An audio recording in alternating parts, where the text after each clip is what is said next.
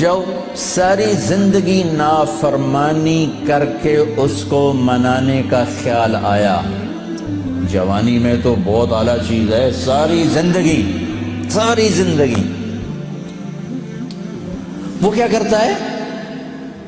من تقرب الی تلقیتہ من بعید، کوئی تمہارا خصوصی دوست مہمان آئے تو تم باہر نکل کے ویلکم کرتے ہو۔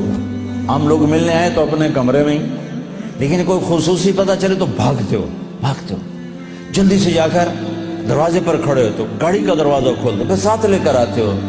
وہ شہنشاہ کہہ رہا ہے زندگی بھر کے گناہ لے کر کوئی مرد عورت جب مجھے منانے آتا ہے تو میں آگے بڑھ کے اس کا استقبال کرتا ہوں، آگے بڑھ کے، وہیں بیٹھے ہوئے آگے بڑھ کے، تلقیتہ من بعید، میں خود آگے تک جاتا ہوں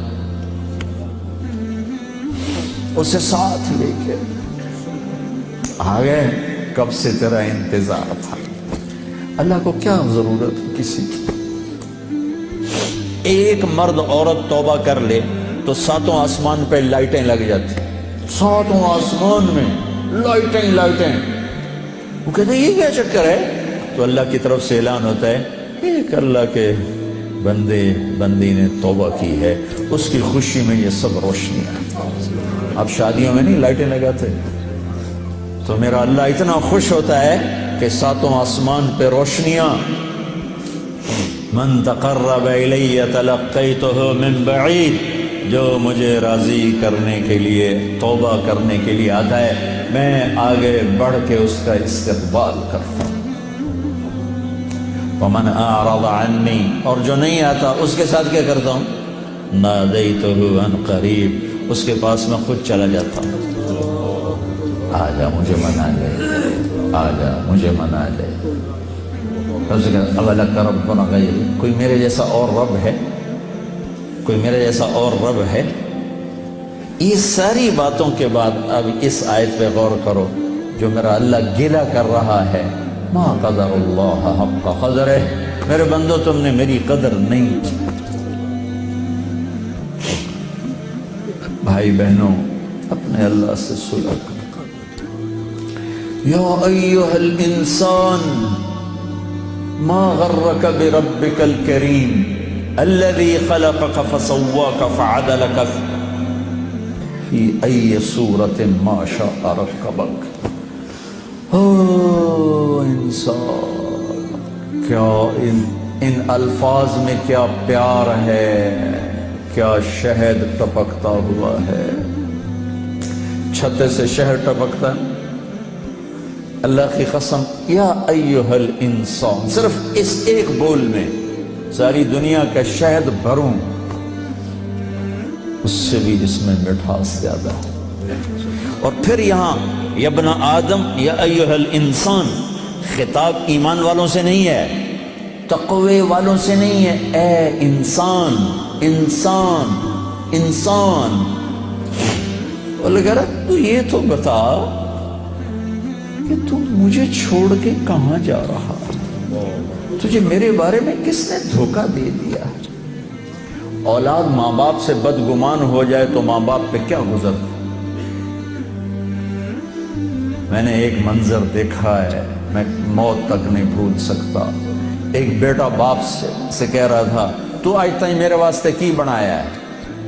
بیٹا باپ سے کہہ رہا تھا، میں دیکھ رہا تھا باپ بیٹے کے ایکسپریشن، بیٹے کے چہرے پر غضب، غصہ، تو آج تک میرے واسطے کی کیتا ہے، تو آج تک میرے واسطے کی بنایا ہے۔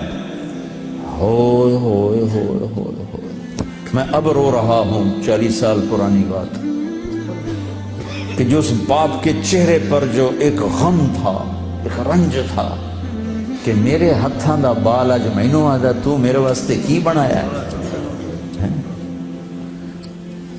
جو اس باپ کے چہرے پر ایک کرب تھا، وہ صرف اتنا کہہ رہا تھا، اچھا میرا پتر، کوئی بات نہیں کر رہا تھا، میں اتنی کہہ رہا تھا، اچھا میرا پتر، اچھا میرا پتر۔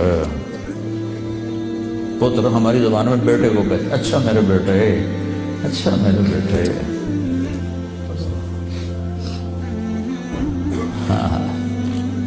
یہ یا ایھا الانسان میں اللہ یہ کہہ رہا ہے میرا بندہ میرے بارے میں دھوکہ کھا گیا، میرے بارے میں بدگمان ہو گیا، کیا ہو گیا؟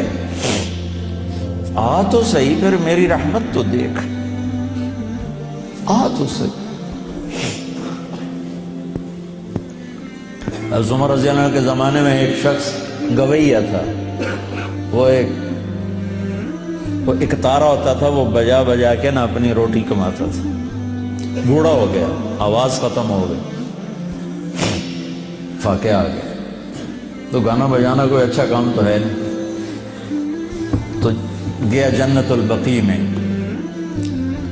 تو کہنے لگا یا اللہ جب آواز تھی تو لوگ سنتے تھے، روٹی بھی چلتی تھی، آواز گئی تو روٹی بھی گئی، اب اس بڑھاپے میں کہاں جاؤں؟ اللہ کو میرے رزق کا انتظام فرما، مجھے معاف فرما۔ عمر رضی اللہ عنہ مسجد میں سوئے ہوئے تھے، ان کو خواب میں آواز آئی، میرا ایک بندہ جنت البقیع میں مجھے پکار رہا ہے۔ کس کو آواز آئی؟ عمر۔ کس کے بارے میں؟ گانے والا۔ عمر رضی اللہ عنہ ننگے پاؤں دوڑے، ننگے سر، پتہ نہیں کون ابدال بیٹھا ہے وہاں پکارنے والا، جو دوڑے ہوئے اندر آئے تو قدموں کی آہٹ، تو وہ گویے کی نظر پڑی، عمر آ رہے اور دو ننگے سر ننگے پاؤں، نے کہا ابھی آج میری خیر نہیں۔ وہ اٹھ کے دوڑنے لگا تو اس نے کہا ٹھہرو ٹھہرو ٹھہرو ٹھہرو، میں خود نہیں آیا ہوں، مجھے بھیجا گیا ہے۔ کہ کس نے بھیجا ہے؟ کہ جس سے پکار رہے ہو اسی نے۔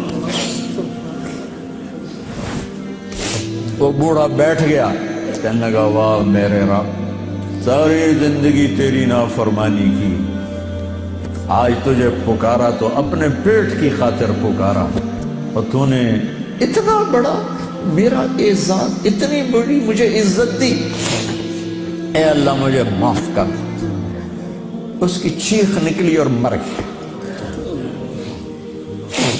عمر رضی اللہ تعالیٰ نے خود اس کا جنازہ پڑھا ہے۔